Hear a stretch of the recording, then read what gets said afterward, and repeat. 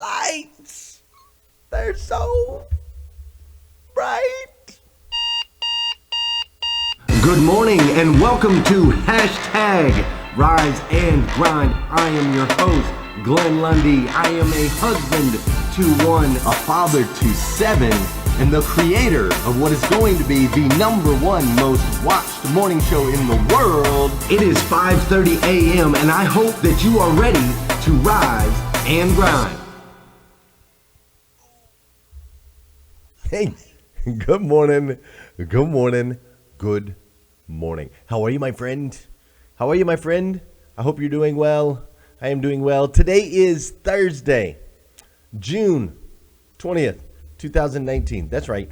Today is Thursday, June 20th, 2019. And what's crazy is today is the very first and the very last time. Very first and the very last time it'll ever be Thursday, June 20th, 2019. So I want to make sure we make the absolute most of this incredible day. Fair enough? Let's make the absolute most of this absolutely rainy, wet, 100% chance of participation, 77-degree day. Beautiful, right? Uh-oh. Well, we got stream issues. Why is it doing that? This is not. Maybe that'll fix it. Okay, sorry about that. I know that we lost. I know that you lost me for just a second there. I apologize. That should fix the stream issues. Man, I pay a lot of money. Like, check it out. Yesterday, I spent the day in Nashville, Tennessee. I spent the whole day. I was at Nashville, Tennessee. I was at Cornerstone Nashville Church with a guy named Galen. Galen is the head pastor at the church. And so I spent some time down there, and it was really, really, really interesting. So I got to go to their staff meeting. I went to the staff meeting, which I've been down there a time before and kind of met some of their staff. But this time I got to sit in on the staff meeting and hear a little bit of everything, like the behind the scenes of a church, right? Of a church. And I thought it was just really, really interesting. I thought it was really interesting because religion, the word religion, gets thrown around so much, and the word religion and the actions of religious people really tend to get in the way of spiritual awakening, right?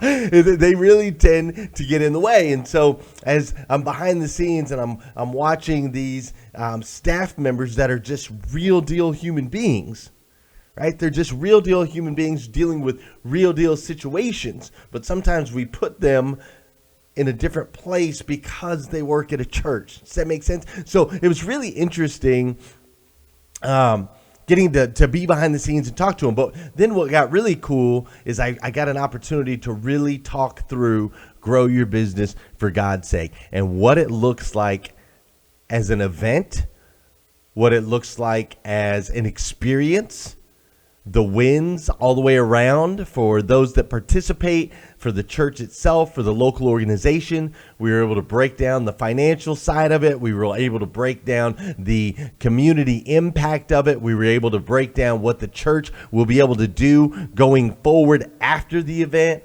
Like, we really got to break it down, and it was so cool because I got to share my vision and my ideas and my concepts that had been gifted to me, that had been downloaded into my brain at some point in the past. I got to share those things. I got to help them come alive for this church, and I'm really super jacked up. I was so jacked up that, like, last night I'm in bed, I'm talking to my wife, because I had an experience on the way back too that I'll tell you about. And I was in bed and I'm on my wife and I'm talking and I'm just like having a hard time going to sleep, which is not me, dude. That is not me. Normally I can go to sleep. Well, me having a hard time going to sleep last night affected my ability to wake up this morning. Right? It happens. Alarm goes off. You guys know it.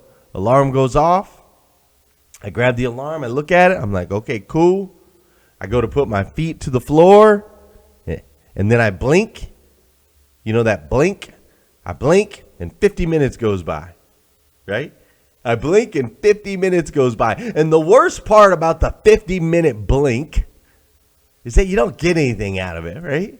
You just wake up 50 minutes later, which the good news for you and good news for me is, well, my wife woke me up 50 minutes later, so let's go ahead and clarify that. But the good news for you and the good news for me is that I wake up so early that if I wake up 50 minutes late, I'm still 2.5 hours ahead of the rest of the world, right? 50 minutes late for me is still super early. But I blinked and the 50 minutes and you're just like, oh, my goodness, I lost 50 minutes of time, but I didn't really gain. I don't feel more rested. I actually feel less rested because now I created this second sleep cycle, right? So my excitement for the event last night, my decision that I made last night ultimately impacted my morning this morning and impacted our show today. Because I had one plan for the show, but then I decided to go a different direction. Because here's the thing. Here's what I want to share with you. On my way back from Tennessee yesterday, as I drove 8 hours total yesterday to spend 6 hours in Tennessee. I drove 8 hours to spend 6 hours. And sometimes, and my friend Lisa Copeland talked about this yesterday, when you are the CEO of not just your company, but you understand that you are the CEO of your life, sometimes we do things that don't make sense on the outside, but then afterwards there's so much clarity. And so yesterday, this experience of mine, this 8 hours of driving for 6 hours in attendance, this inability to fall asleep on time last night that ultimately led to me sleeping in a little bit this morning, this experience that I had yesterday while I was there and on the way back is what makes it all worth it. And I'm going to dive into that here in just a second. But first, for my man, I think it's Terry LaPierre that loves this stuff right here. So I'm going to play it for him. Wait, where's my volume on that?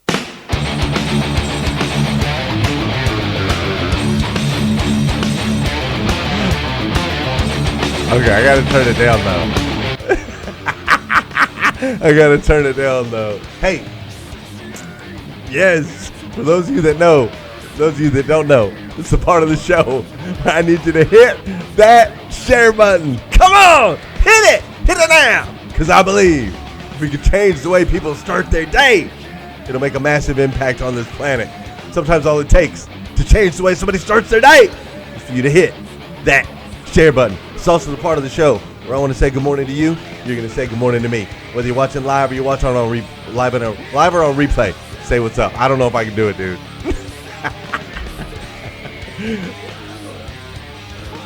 I really don't know if I can do it. It's a little much for me. It's a little too much in the headphones.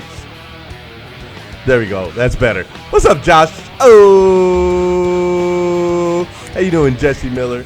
What's up, Liza Myers, Borges, Vicky Everett, Jennifer Jaskell? How you doing, Janelle Griego, Ray Hatcher? We got Jeff Baker, Eric Willeroy. What's up, BG Campbell? What's up, Terry Collins? How you doing, CC Eberly, Samuel Jimenez, Erica Jones Latella, our T-shirt winner. What's up, Susan Rose? I love it. Everybody's up in here. How you doing, Whitney Wells? How you doing, Stephen Jones and Faye Giles? My man Stephen Kuhn is up in here.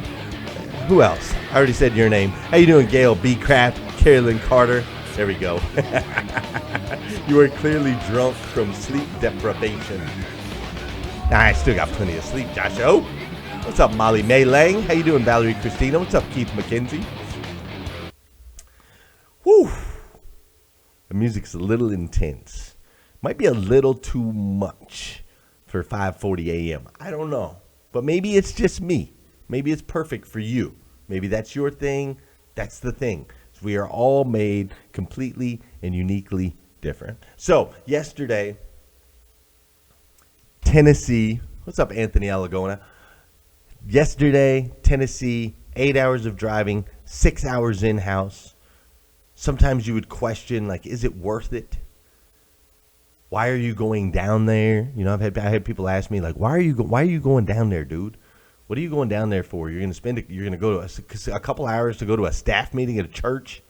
Like, how is that gonna make the event any better? How's that gonna make the experience any better? And sometimes, as the CEO of your own life, the CEO not just of my business, but the CEO of your own life, sometimes you have to put yourself in experiences so that the universe, God, however you want to look at it, you have to put yourself in situations so that the universe can be allowed to speak to you. Does that make sense? You have to give yourself opportunities for growth. See, there's one thing that I know about you and myself is that when we continue to do the same thing every single day, over and over and over, and then expect different results, that ultimately drives us crazy, right? You've heard it the other way. You've heard people tell you that the definition of insanity is doing the same thing over and over and expecting different results. But the reality is that you and I tend to fall into patterns where we do the same thing over and over, and then we expect a different result. And so the reason that it's important that you become the CEO of your life in your world is because as the CEO, as Lisa spoke about yesterday on her show, as the CEO, you now have the responsibility to attack all areas and aspects of your life. All areas and aspects. When you're a CEO of a business, you have to know all areas and aspects of the business. The CEO actually stands for janitor, president, owner,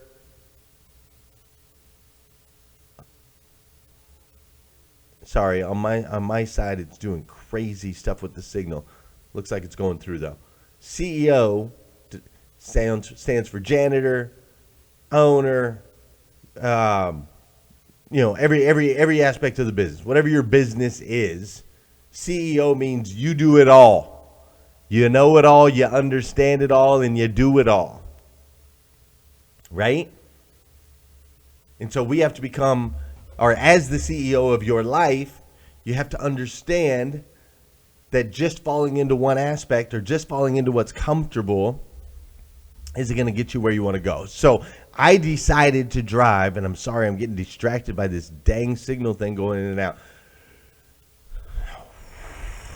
Take a breath, dude. Oh my gosh. Therapist, planner, accountant, all of the above. That's right.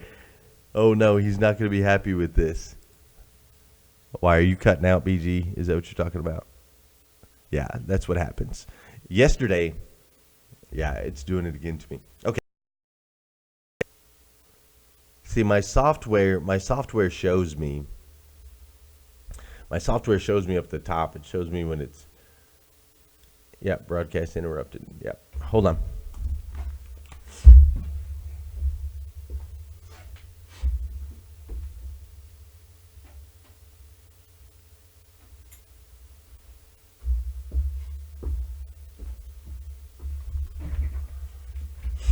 You know what's incredibly interesting?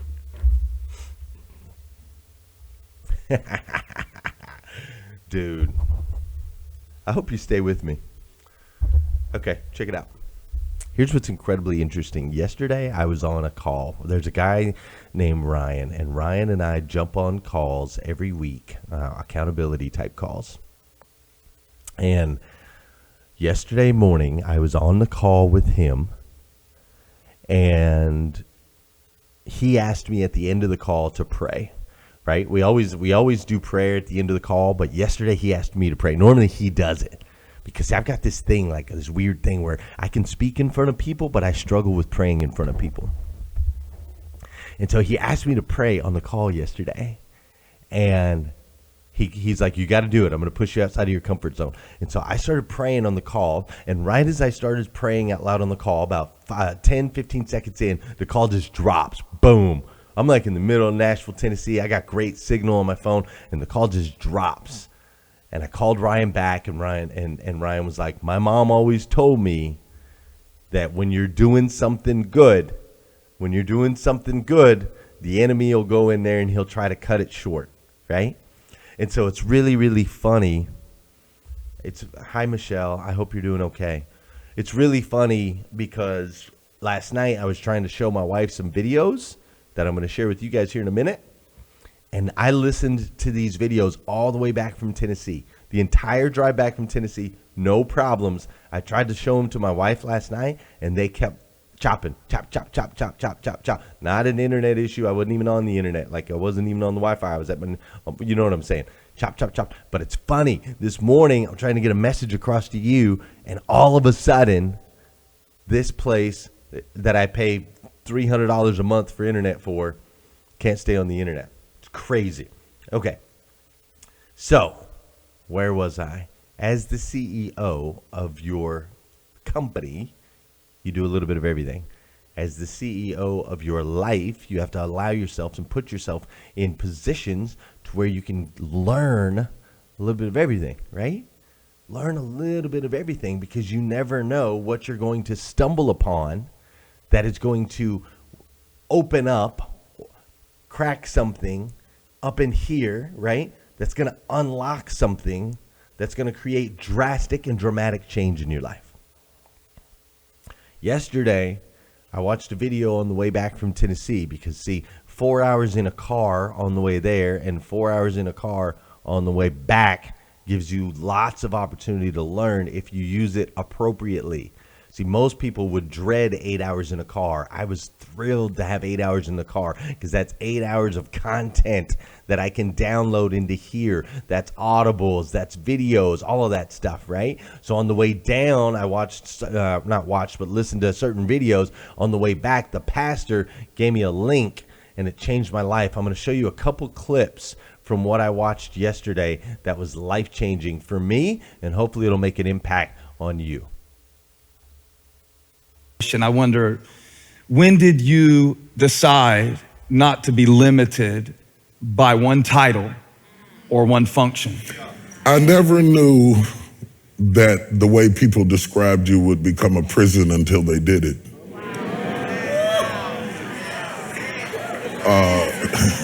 When I met me, I was not a preacher. So I didn't know that they would incarcerate me with the title. You are at your best when you are authentic to your core, and you have to be what you are, not what they call you. Sometimes, you understand what I'm saying? Sometimes people will call you a name and you start living up to the name, and it limits you from what else God wants to do in your life, you know? And by the way, I get a lot of credit for inventing this, but the credit is really misplaced. Because when you think of the Apostle Paul, he was a writer. He was a thinker, respected by the thinkers of his age at a time when there were profound thinkers in Paul's age, known for his ability to be progressive intellectually. He was a speaker, he was a writer, he was a tent maker. He was able to influence Aquila and Priscilla, not because of his preaching, but because of his business. They shared the same business. And out of that business influence and affluence, a relationship emerged that affected the kingdom. When you look at Jesus, who was a carpenter's son, and later they called him a carpenter, he who handled wood ended up nailed to a tree. And what happens in life as we evolve as a person, we cannot allow ourselves to be incarcerated by anything that people would describe us with, because we limit then what the Holy Spirit can do in your life. You understand? I do. Let me jump in and say this one quick. How strong is that? How strong is that? We end up being incarcerated by the titles and the labels that people give us, right? I'm sitting here, I'm on the way back from Tennessee, I'm listening to this, and it's smacking me in the face. It's like, man, in the past, I've been incarcerated by the labels that people given. Like, for the longest, I thought sell cars. I didn't realize that there was more, As human beings, we tend to get attached, and I'm getting cut off.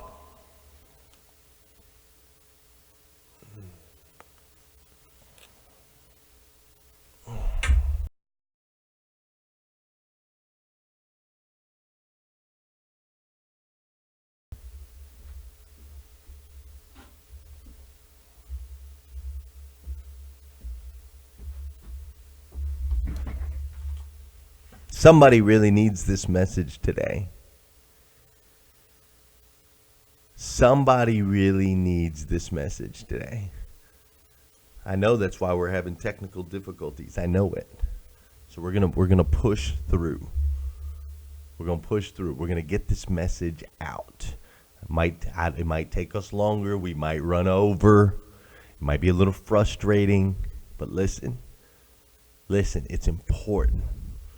This is important. When it's good, when it's important work, that's when all the stuff gets in the way. We ain't gonna let that happen. So I'm on my way from Tennessee. I'm listening to this. I'm thinking about those words there that people become incarcerated by the titles and the labels put on them, right? Incarcerated by that, and that's such a strong word. When I think about the word incarcerated, I've been incarcerated. I know what jail is like. I know how when you're incarcerated, your dignity gets stripped away, right? When I first went into a jail called Durango in Phoenix, Arizona, when I first went in, the very first thing they do is they take off all of your clothes, everything that makes you unique, everything that makes you personal, everything that makes you a human being. They strip it away. And then as you stand there cold and naked in a room with 50 other men, we're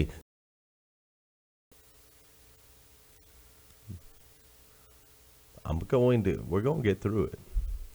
They check you in places you don't want to be checked to make sure you don't have weapons, drugs, paraphernalia. It's awful. Incarceration is an awful experience.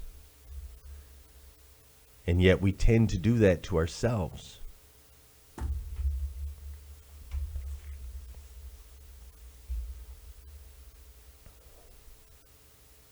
I'm just going to pause because it shows me when the signal goes out.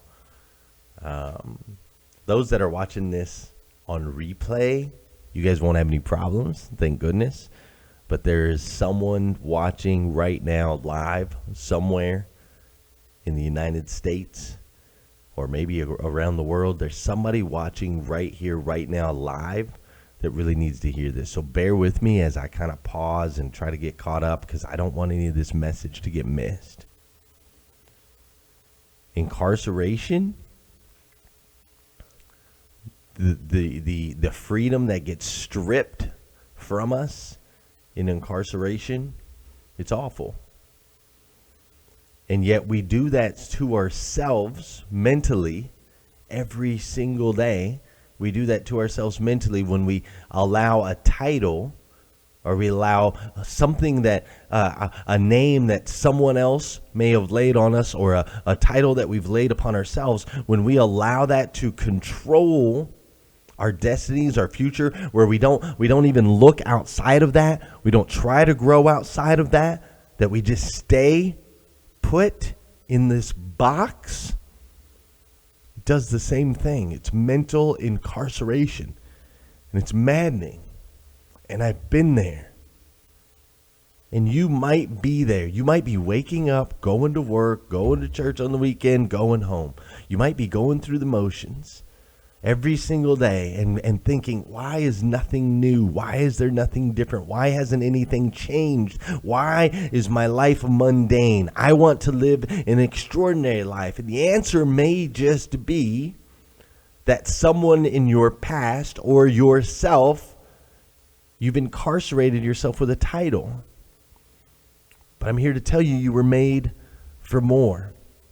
So as I listened to TD and Stephen on the way back, the tears poured down my eyes, and there were moments where I laughed and moments where I cried. And when's the last time you laughed and cried for an hour and a half? Like, people driving past me had to look at me and be like, that dude is an absolute lunatic, because I was on the steering wheel laughing and tears were pouring out of my eyes. There was all kinds of moments through this entire video. It was incredible. Sometimes we just have to step away and we have to allow the universe an opportunity to get in here and mix things up a little bit. I want to share one more segment of this video with you. Let me get over to it real quick. Had come in our day. He was there. Hold on, let me get to the right part. Right.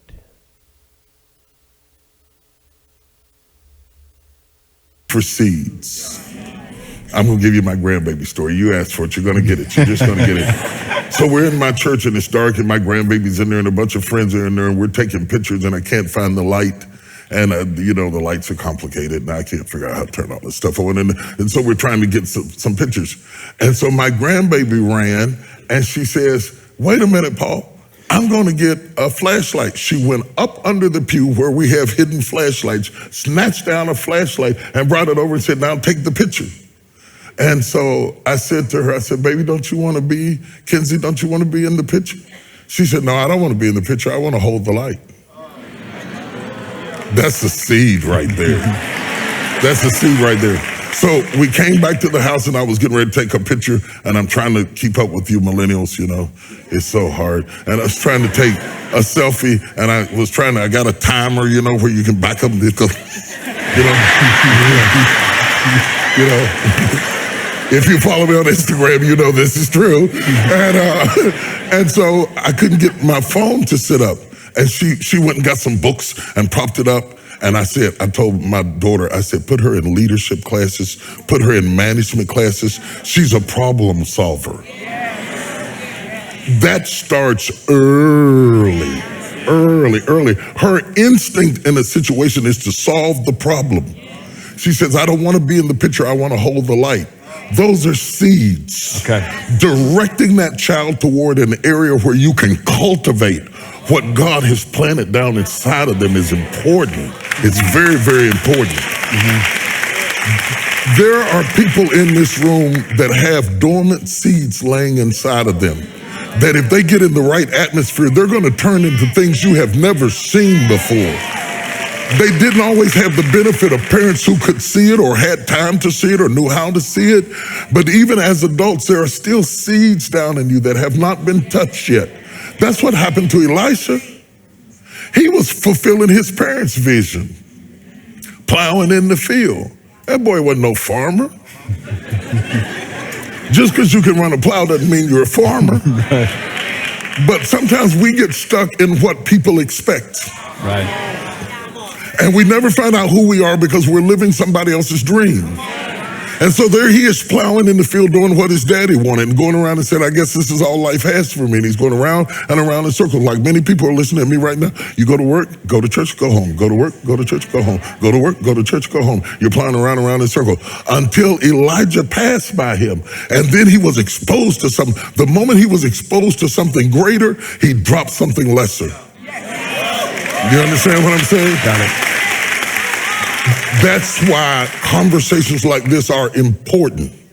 Because really, I'm not throwing seeds, I'm throwing fertilizer. Mm-hmm. Mm-hmm. And if it hits a seed, it's going to give birth to companies and businesses and books and artistry and drama and all kinds of stuff that's in this room that people never have given themselves permission to burn their plow.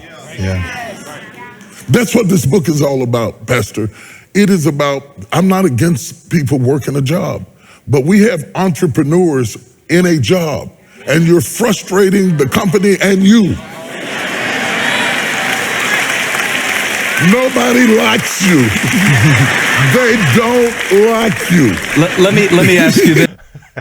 He said, nobody likes you. They don't like you. What I love about these pastors is, even though they're labeled pastors, They're not very religious.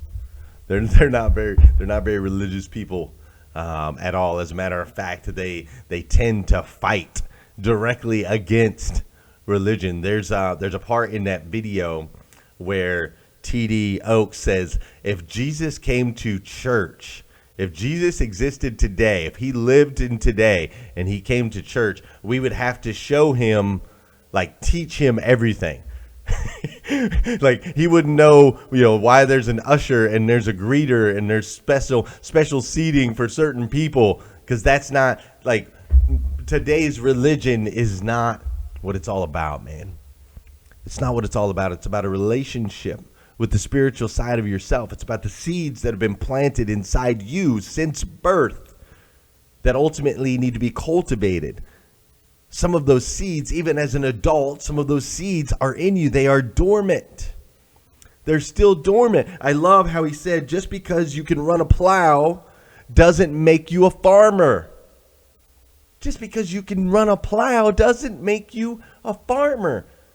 And sometimes in life, we're living out someone else's dreams. We're living out what someone else put on us at some point in our past, at some point in our history. And we've been incarcerated by our minds to think and believe that we have to fit and fold into this specific little box. And we are running ourselves into the ground. Crazy, asking ourselves every day, why can't I have more? Why do I feel this way? Why am I discontent? Why can't I find joy? Why am I depressed? Why am I angry? Why am I bitter? And it's because we're not. There's those dormant seeds in you that you gotta water and you gotta let them out. You gotta let them out. Because some people want to hold the light. Some people want to be in front of the camera. Everybody's different. Everybody's unique. And yet everybody, including you, are a child of God. The God of the universe, the God that makes everything, the God that created all of this. He made you to be the best version of yourself that you can be. Not an average version, not a below average version. The best. And that's what you're feeling. That's that thing inside you that's going, wait a minute. Wait a minute. There's more. There's more. And so I hope that you'll take time. Go watch that video. It's called, it's T.D. Oaks and Stephen Furtick, Building Your Foundation from the Ground Up. Watch the video. It's 90 minutes long. You're going to have to take 90 minutes. You're going to have to take 90 minutes away from your normal in order to plant those dormant seeds inside you and hopefully break something free. Break free of these mental chains, this mental incarceration. Because, see, I need you to understand something that is really important. It's really important that you grow. It's really important that you continue to reach out and expand, because as you do, it makes an impact. So your actions are going to make an impact on your friends, on your family members, on your coworkers. They've already made an impact on me. You watching this show, you liking this show, you sharing this show, all of those things. They seem small and trivial, but they've made a massive impact on my life. And I, for one, absolutely love you for it. I do. If nobody's told you yet today, I absolutely stinking love you. So please do me a favor. Go out there today. It may be time for you to burn the plow. Because just because you can run the tractor doesn't necessarily mean that you're a farmer. Go out there today, have an incredible day, an amazing, over-the-top, spectacular day. Please enjoy it. Embrace it. Grow today. And if you need more videos like this, go to GlennLundy.com. If you need some Rise and Grind gear, like this awesome shirt right here, you can go to GlennLundy.com. But most importantly, well, two things. Will you please come join me in Nashville, Tennessee?